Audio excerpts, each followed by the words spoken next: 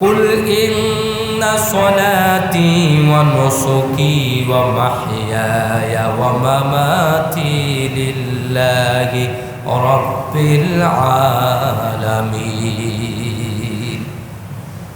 এ মাহবুব নবী, আপনি উম্মতদেরকে জানিয়ে দেন, কিয়ামত পর্যন্ত যত উম্মত দুনিয়ার মধ্যে আগমন করবে, আপনার উম্মতেরা জীবনের উদ্দেশ্যহীন যেন হয়ে না যায়।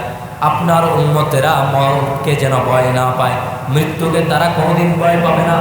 আপনার উম্মতদের জন্য মৃত্যু কোনো ভয়ের কারণ নয়।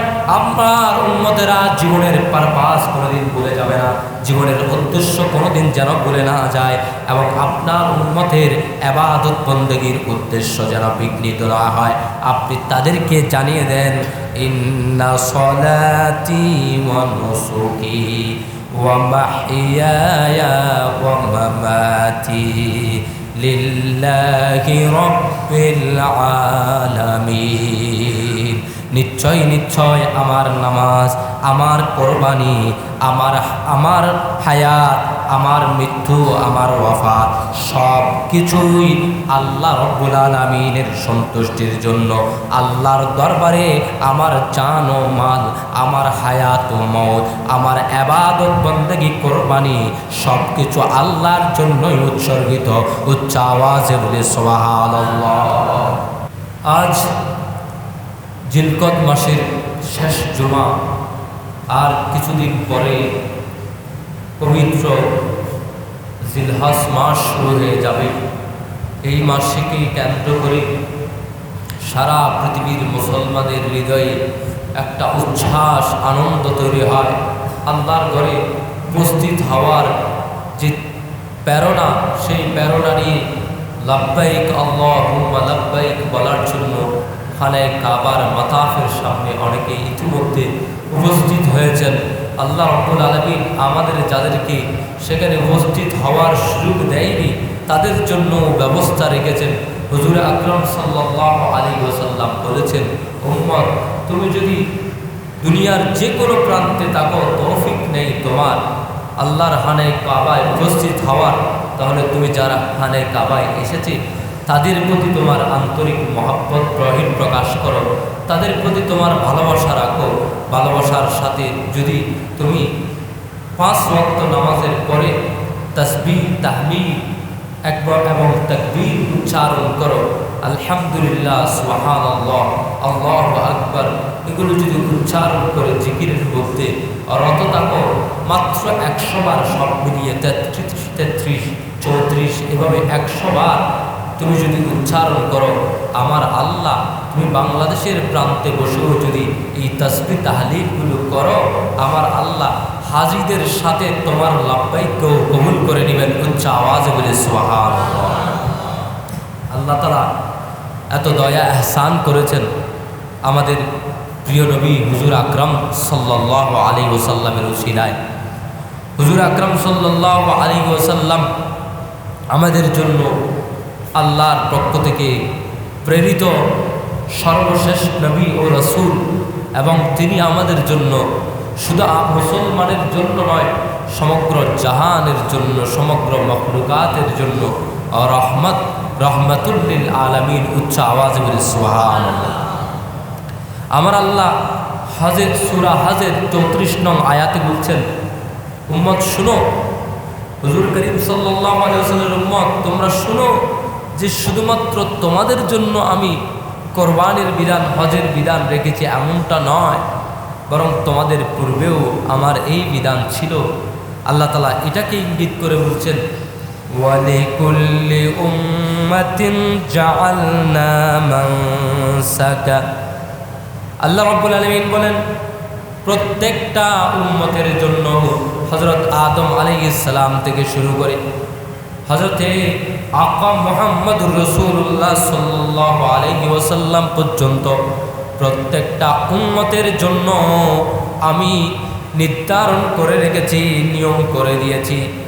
মানসাকান, কোরবানির মানসাকান মানে কোরবানি। ইমাম মুজাহিদ রাহমাতুল্লাহ আলাইহি বলেন, মানসাকান শব্দের অর্থ করা হয়েছে কোরবানি হিসেবে। আর ইমাম কুরতুবী রাহমাতুল্লাহ আলাইহি বলেন, না, এখানে মানসাকান দ্বারা অর্থ করা হয়েছে হজকে। আর এটা করে আল্লাহ তাআলা এক শব্দ দিয়ে দুটো জিনিসকে একত্রিত করে দিয়েছেন।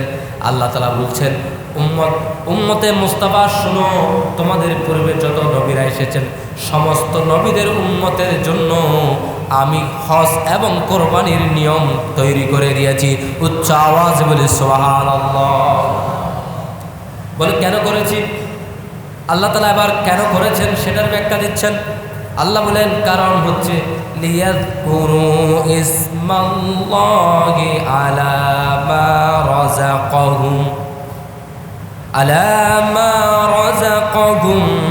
মিন বাহিমাতিল আনআম। আল্লাহ রাব্বুল আলামিন বলেন, আমি তোমাদের জন্য, তোমাদের পূর্বে যত উম্মত সমস্ত উম্মতের জন্য হজ এবং কোরবানিকে একত্রিত করে হজ কোরবানির নিয়ম তৈরি করে দিয়েছি। লিয়াযকুরু ইসমাল্লাহ, যেন আল্লাহর ইসিম, আল্লাহর নাম তোমরা স্মরণ করতে পারো। উচ্চ আওয়াজে বলি সুবহানাল্লাহ। তাহলে হজ এবং কোরবানির মূল উদ্দেশ্য কি? লিয়াযকুরু ইসমাল্লাহ। হজ এবং কোরবানির মূল উদ্দেশ্য হলো আল্লাহর নামের জিকির করা। এজন্য হাজিরা যখন হজে যাবে, হাজিরা যখন হানায় কাবায় উপস্থিত হবে, তাদের সর্বোত্তম আফজল কথা হলো আল্লাহর দরবারে বলা আল্লাহুম্মা লাব্বাইক, আল্লাহুম্মা লাব্বাইক। এভাবে বলা যে হে আল্লাহ আমি হাজির, হে আল্লাহ আমি হাজির। আল্লাহকে এটা বলা, লাব্বাইক লাব্বাইক করা, এটা তার জন্য সবচেয়ে বড় ইবাদত। উচ্চ আওয়াজে বলে সুবহানাল্লাহ।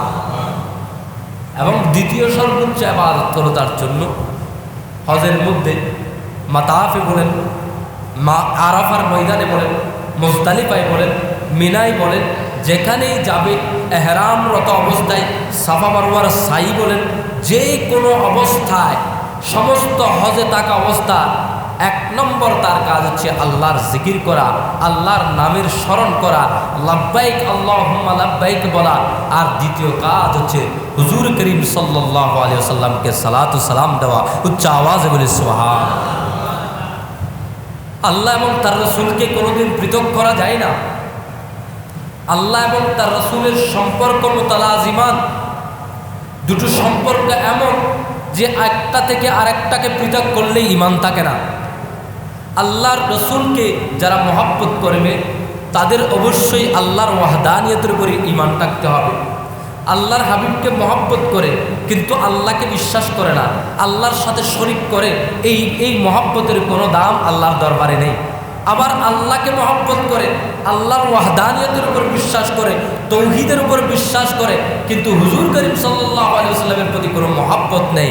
আবার সেই ঈমানও আল্লাহর দরবারে কোনো গ্রহণযোগ্যতা নেই, সেই ঈমানেরও বিন্দু পরিমাণ আল্লাহর দরবারে কোনো ধরনের মূল্য নেই। উচ্চ আওয়াজে বলি নাউজুবিল্লাহ।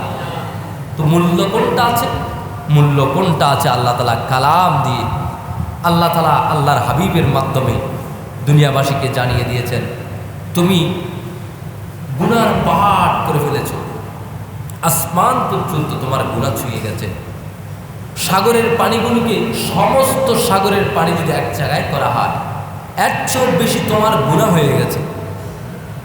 সমস্ত গাছের কাঠগুলোকে যদি একত্রিত করে কলম বানিয়ে লেখা হয় তোমার গুনার আমলনামা, তাও তোমার আমলনামার গুনার লিস্ট ভারী হয়ে গেছে।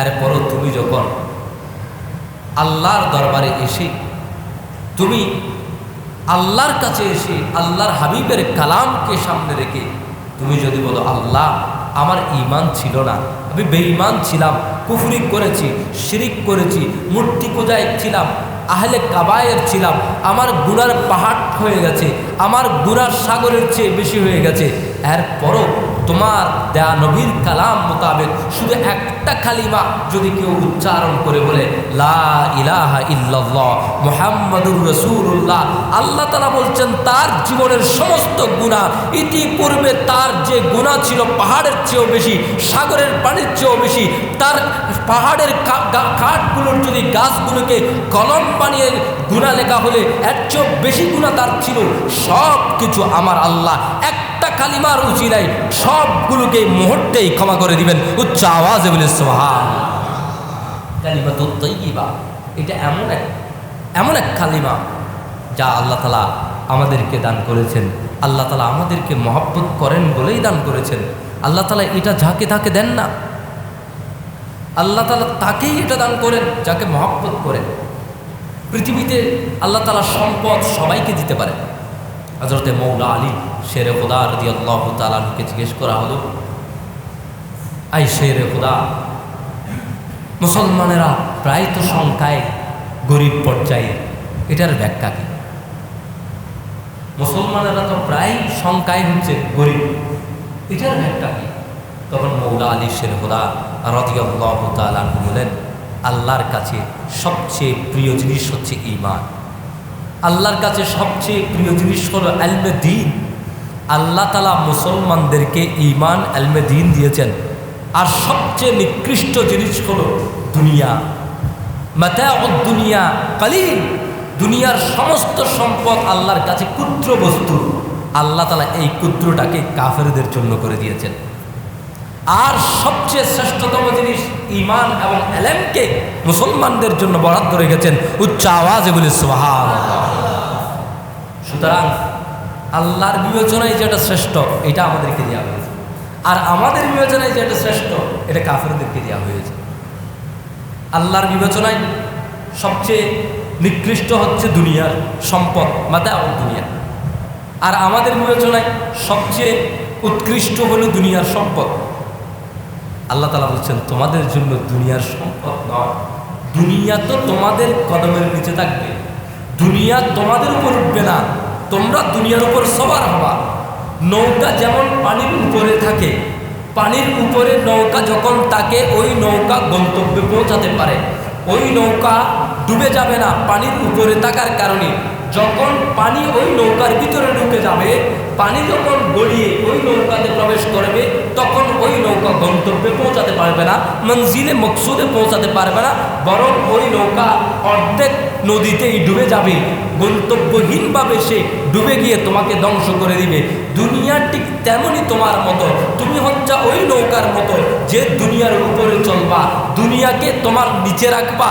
আর যদি কখনো দুনিয়া তোমার ভিতরে ঢুকে যায় তাহলে তুমি নৌকাহি ওই নৌকার মতো গন্তব্যহীন হয়ে মাঝপথে ডুবে যাবা। আল্লাহ তাআলা আমাদের সবাইকে হেফাজত করুন। উচ্চ আওয়াজে বলি আমিন। আল্লাহ তাআলা আমাদেরকে এই কারণে বলছেন, উম্মত তোমাদের পূর্বেও অন্যান্য উম্মতদেরকে এই মানসাক অর্থাৎ নুসুক, হজ এবং কোরবানির বিধান দেওয়া হয়েছিল। তো এই বিধানের উদ্দেশ্য কি? উদ্দেশ্য হলো লিয়াজকুরু ইসমাল্লাহ, তোমরা আল্লাহর নাম স্মরণ করবা, আলা মা রাযাকাহুম, যা আল্লাহ তাআলা তোমাদেরকে রিজিক দিয়েছেন সেগুলোর উপরে, মিন বাহিমাতিল আনআম, বিশেষত মিন দিয়ে আল্লাহ তাআলা বয়ান করে দিচ্ছেন, তাখসিস করে বলে যে মিন বাহিমাতিল আনআম, যে চতুষ্পদ জন্তু, চতুষ্পদ যে জন্তু দিয়েছেন ওই জন্তুগুলো, চতুষ্পদ জন্তুগুলো তোমরা আল্লাহর দরবারে আল্লাহর নামে তাকবীর বলে আল্লাহু আকবার বলে জবেহ করবা। এটার জন্য কোরবানির বিধান দেওয়া হয়েছে। উচ্চ আওয়াজে বলে সুবহানাল্লাহ। এরপর আল্লাহ রাব্বুল আলামিন বলেন যে দুনিয়ার মানুষ শুনো, ফাইলাহুকুম ইলাহুন ওয়াহিদ, সমস্ত মানুষেরা শুনো, তোমাদের সবার ইলাহ হচ্ছে ইলাহুন ওয়াহিদ, এক ইলাহ, তোমাদের কোনো দ্বিতীয় ইলাহ থাকতে পারে না। একমাত্র ইলাহ হচ্ছে আল্লাহু আকবার, একমাত্র ইলাহ হচ্ছে আল্লাহ তাআলা, আল্লাহ ছাড়া তোমাদের আর কোনো ইলাহ থাকতে পারে না।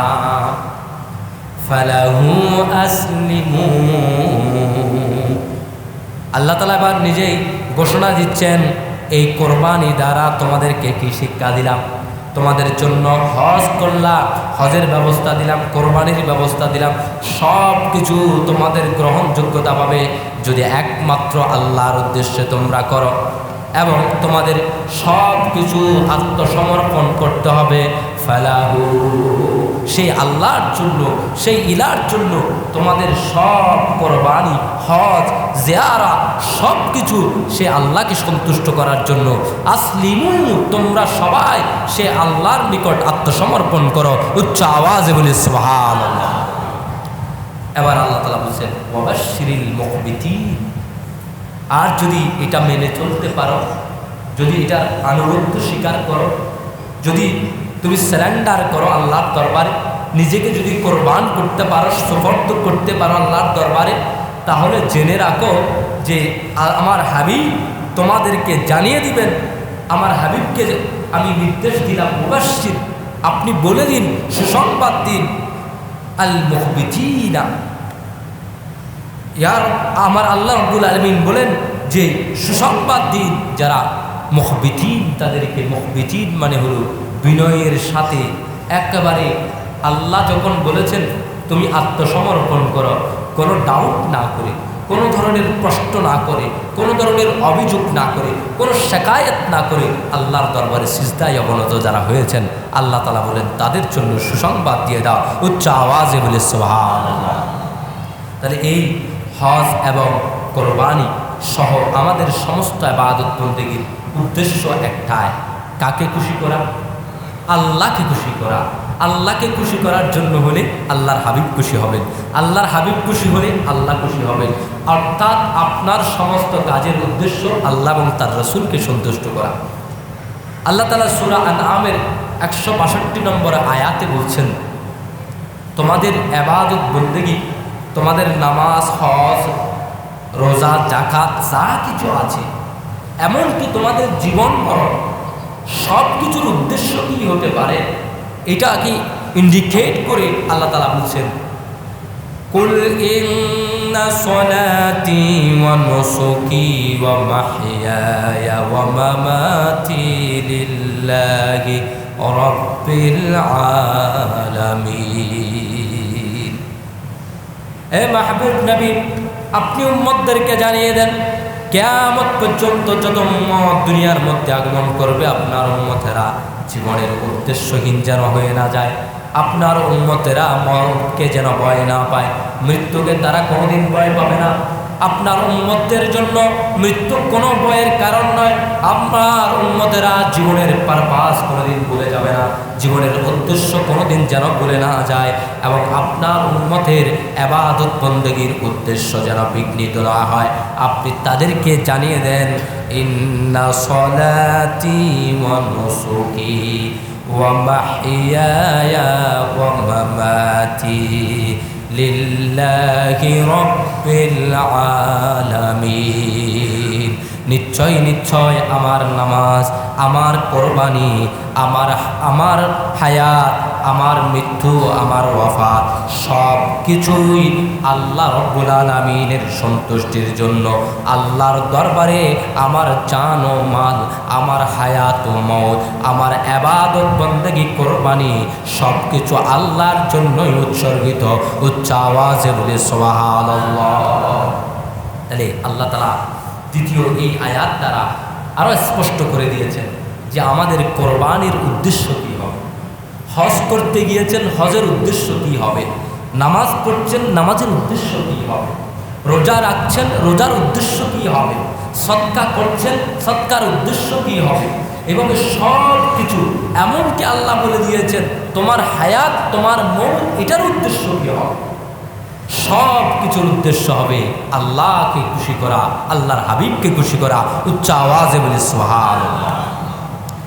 আল্লাহ রাব্বুল আলামিন আরো স্পষ্ট করছেন সূরা হজের 37 নম্বর আয়াতে আল্লাহ তাআলা বলেন, দুনিয়ার মানুষেরা তোমাদেরকে যখন আমি পশু কোরবানি দেওয়ার জন্য বললাম, তোমাদের জন্য যখন আমি কোরবানির বিধান দিলাম, তোমরা ভাবছো কোরবানি করছি, একটা পশু জবাই করছি, এই পশুর রক্ত কি আমার আল্লাহর দরকার আছেনি?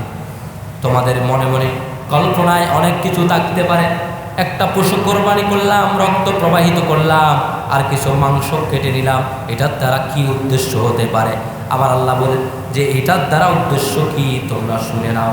লা ইয়ানালাল্লাহু লুহুমুহা ওয়ালা দিমাউহা ওয়ালাকিন ইয়ানালুহু তাকওয়া মিনকুম।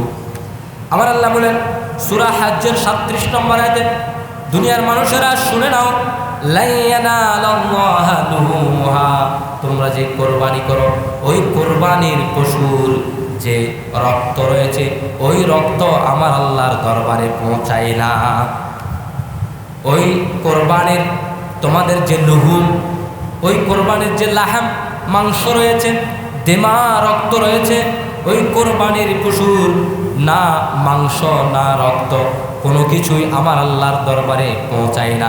আমার আল্লাহর এগুলোর কোনো প্রয়োজনীয়তাও নেই। তোমাদের কোনো পশুর গোশত আমার আল্লাহর দরকার নেই, তোমাদের পশুর রক্ত আমার আল্লাহর দরকার নেই। তো কি পৌঁছে? আল্লাহ তাআলা স্পষ্ট করে দিচ্ছেন, ওয়ালাকিন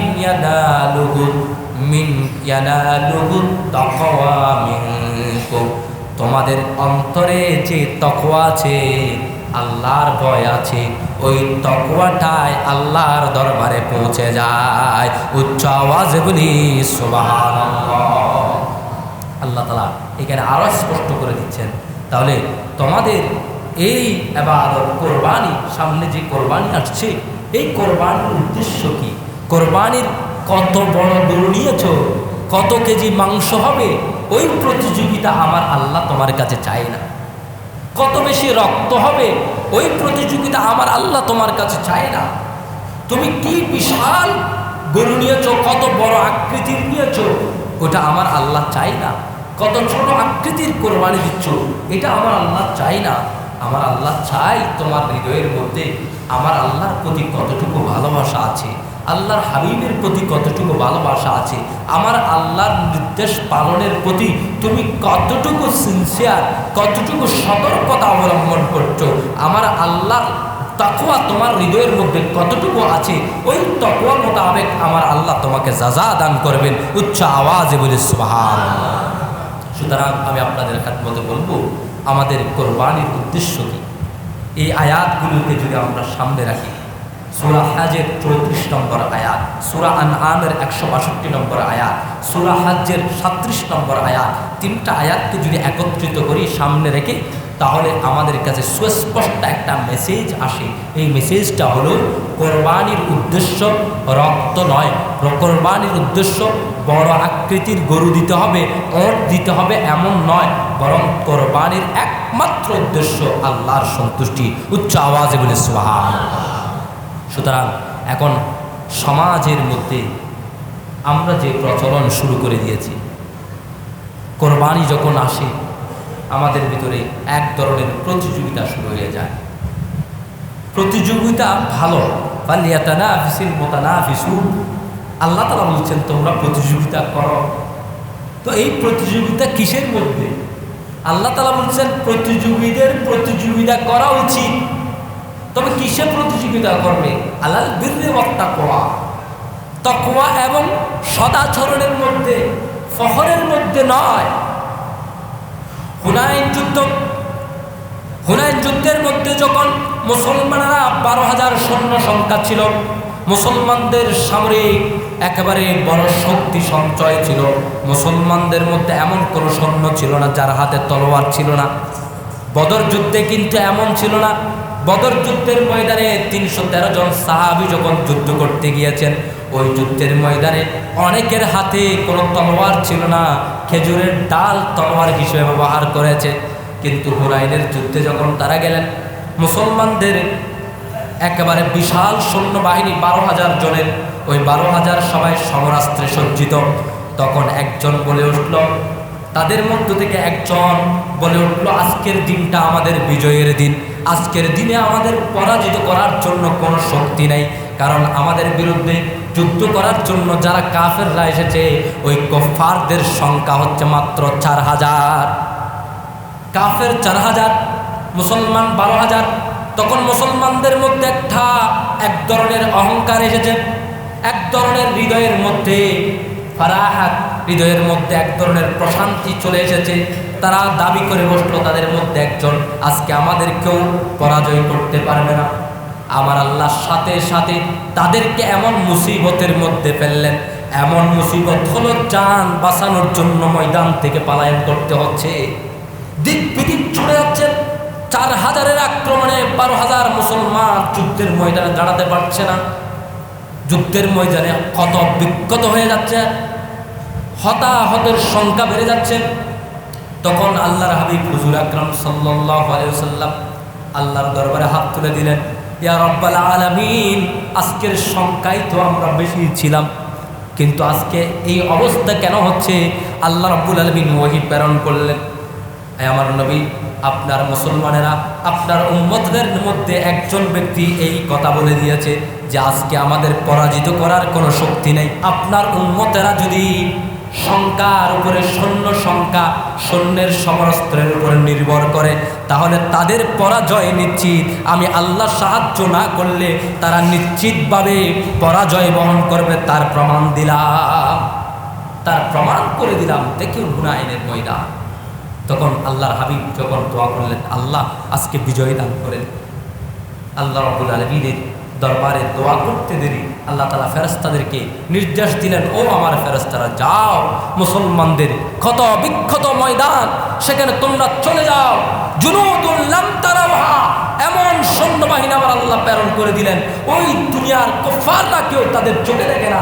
ওই সৈন্যবাহিনী এসে হুনাইনের ময়দানকে আবার আলোকিত করে দিলেন। হুনাইনের ময়দানে মুসলমানদের বিজয় নিশ্চিত করে দিলেন। উচ্চ আওয়াজে বলি সুবহানাল্লাহ। উম্মতে মুস্তাফা, এগুলো সাহাবায়ে কেরামের ঘটনা বলছি। সাহাবীদের এই ঘটনা আমাদেরকে শিক্ষা দেওয়ার জন্য যে উম্মত যদি প্রহর করো, অহংকার করো, সংখ্যায় বিশাল হলেও তোমাদের অহংকারের কারণে তোমাদের পতন সাথে সাথে আসবে। তো এই যুদ্ধের ঘটনা আমাদের বুঝিয়ে দিচ্ছেন, ফহর আল্লাহ তাআলা কোনোদিন পছন্দ করেন না। আল্লাহ তাআলা নিজের সাথ করলেন, ইন্নাল্লাহা লা ইউহিব্বু কুল্লা মুখতালিন ফাখুর। আল্লাহ তাআলা স্পষ্ট বলে দিলেন, ইন্নাল্লাহা লা ইউহিব্বু, নিশ্চয় আল্লাহ তাআলা পছন্দ করেন না কুল্লা মুখতালিন ফাখুর, যে অহংকারী দাম্ভিক, তাকে এমন ব্যক্তিকে আল্লাহ তাআলা পছন্দ করেন না। তো এই প্রতিযোগিতা যদি হয় অহংকার দেখানোর জন্য, এই প্রতিযোগিতা যদি হয় আমার টাকা বেশি আছে, আমি তার চেয়ে কম, সম্পদের আধিক্যতা দেখানোর জন্য, এই প্রতিযোগিতা যদি হয় সমাজের মধ্যে আমি সেরা, এই কথাটা প্রতিষ্ঠিত করার জন্য, তাহলে তার কোরবানি আল্লাহর দরবারে কবুল হবে না।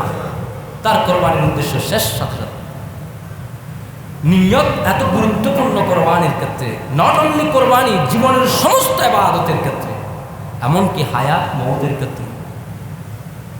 একজন মুজাহিদ যুদ্ধের ময়দানে জিহাদ করছেন, এমনভাবে জিহাদ করছেন, একজন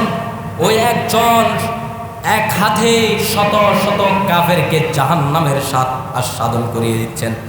আল্লাহর হাবিবের এক সাহাবী পাশে এসে বলেন, ইয়া রাসূলুল্লাহ, ও তো দেখেন ওই মুজাহিদকে, সেই মুজাহিদ প্রাণপণে যুদ্ধের ময়দানে লড়ে যাচ্ছে, প্রাণপণে যুদ্ধের ময়দানে লড়ে আপনি দেখেন হাজার হাজার শত শত কাফেরদের বিরুদ্ধে সে জিহাদ করে যাচ্ছে। আল্লাহর হাবিব ভবিষ্যৎবাণী করলেন, আফসোস তার ইন্তেকালটা দ্বীনের উপর হবে না। অথচ সেই মুজাহিদ দ্বীনের জন্য জিহাদ করছে। কিছুক্ষণ পরে দেখতে পেল, ওই সাহাবী দেখতে পেল ওই মুজাহিদ তার এক হাত কাটা পড়েছে, হাতের চামড়াটা লেগে রয়েছে। ওই যন্ত্রণা সহ্য করতে না পেরে সে নিজেকে আত্মহতি দিয়ে দিয়েছে। উচ্চ আওয়াজে বলি নাউজুবিল্লাহ।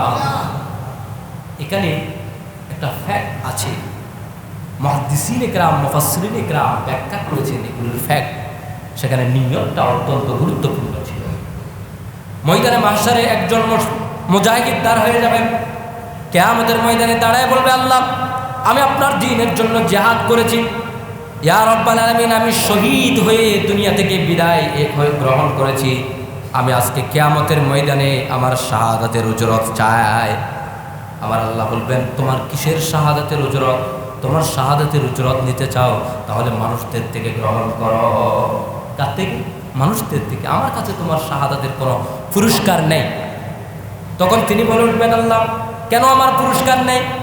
বলে, পুরস্কার না থাকার কারণ হচ্ছে তুমি যুদ্ধের ময়দানে জিহাদ করতে গিয়েছিলে, তবে তোমার লক্ষ্য উদ্দেশ্য ছিল একটা, ফিরলে ওই এলাকার মানুষেরা যেন তোমাকে গাজী বলে, আর যদি মারা যাও মানুষেরা যেন তোমাকে শহীদ বলে। তুমি মারা যাওয়ার পরে দুনিয়ার লোকেরা তোমাকে শহীদ বলেছে, তোমাকে মর্যাদা দিয়েছে। আজকে কিয়ামতের ময়দানে আর কোনো তোমার ওজরত নাই। উচ্চ আওয়াজে বলি নাউজুবিল্লাহ। অর্থাৎ নিয়তটা এমন গুরুত্বপূর্ণ। শহীদ হয়েছে, এরপর কি নেই? কোনো পুরস্কার নেই। কারণ নিয়ত ঠিক ছিল না। নামাজি নামাজ পড়ছে, কপাল দাগ হয়ে গেছে, কিন্তু যখন সে কিয়ামতের ময়দানে দাঁড়াবে আমার আল্লাহ জানিয়েই দিয়েছেন ফাওয়াইলুল লিল মুসাল্লিন, দুর্ভোগ সেই মুসাল্লিদের জন্য, লাঞ্ছনা সেই মুসাল্লিদের জন্য। ওয়াইল শব্দের তাফসীর করতে গিয়ে ইমাম জালালউদ্দিন মাহাল্লি রাহমাতুল্লাহ আলাইহি বলেন যে ওয়াইল হলো জাহান্নামের এমন একটা গর্ত, যেই গর্ত থেকে খোদ জাহান্নাম দৈনিক 300 থেকে 700 বার আল্লাহর কাছে পানা চায়, এত কঠিন জাহান্নাম। আল্লাহ তাআলা বলেন ফাওয়াইলুল লিল মুসাল্লিন, মুসাল্লিনদের জন্য সেই ওয়াদিয়ে জাহান্নাম, জাহান্নামের সেই গর্ত অপেক্ষা করছে। কোন মুসাল্লিন?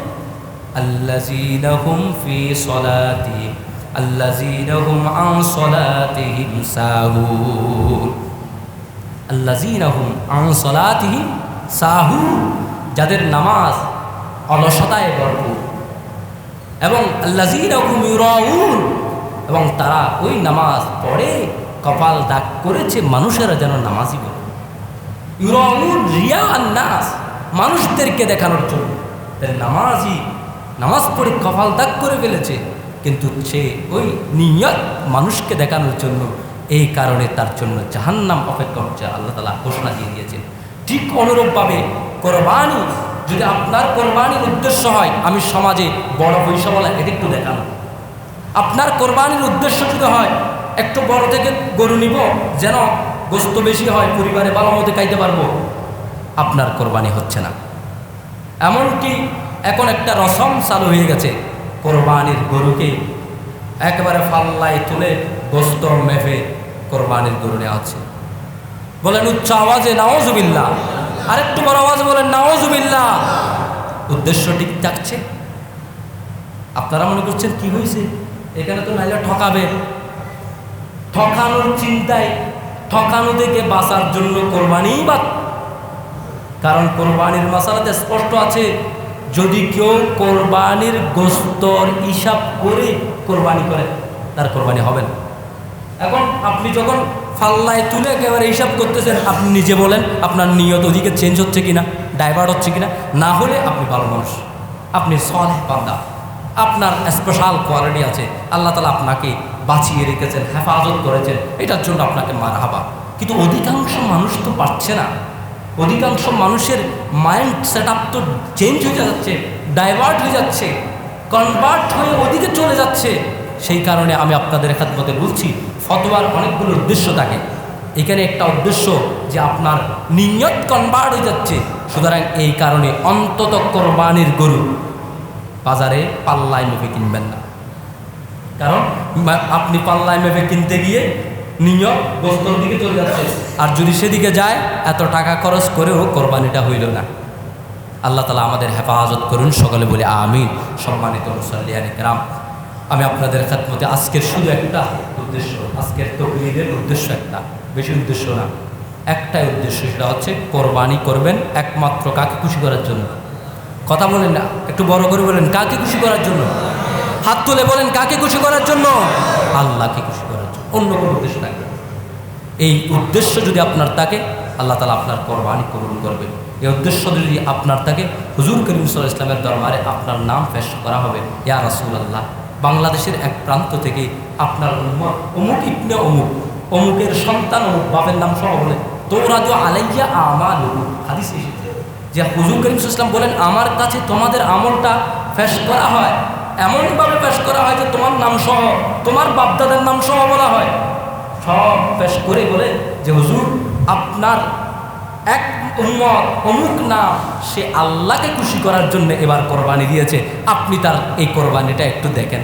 হুজুর করিম সাল্লাল্লাহু আলাইহি ওয়াসাল্লাম তখন দেখে ফাহামিদুল্লাহ, আল্লাহর কাছে তার প্রশংসা করেন, আল্লাহর প্রশংসা হামদ করেন, এবং আল্লাহর কাছে এই হামদের মানে হলো আল্লাহ তার কোরবানি কবুল করে নেবেন। উচ্চ আওয়াজে বলি সুবহানাল্লাহ।